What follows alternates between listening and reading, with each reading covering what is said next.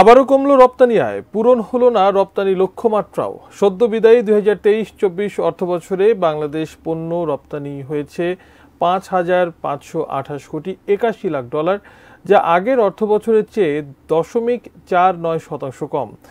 রপ্তানি উন্নয়ন ব্যুরোর হিসাব বলছে 2023-24 অর্থবছরের জন্য সরকারের বেঁধে দেয়া 6,200 কোটি ডলারের লক্ষ্যমাত্রা ছিল, কিন্তু লক্ষ্যমাত্রা পূরণ হয়নি, বরং কমেছে লক্ষ্যমাত্রার চেয়ে 661 কোটি ডলার। বৈশ্বিক রাজনৈতিক অস্থিরতা, রপ্তানি গন্তব্যে উচ্চ মূল্যস্ফীতি ও অর্থনৈতিক সংকট এবং উৎপাদন খরচ বৃদ্ধির কারণে চলতি অর্থবছরে রপ্তানি আয়ে নেতিবাচক প্রবৃদ্ধি হয়েছে বলে ধারণা করছে বাণিজ্য মন্ত্রণালয়। আগের অর্থবছর অর্থাৎ 2022-23 অর্থবছরে রপ্তানি আয় হয়েছিল 5,555 কোটি 87 লাখ ডলার।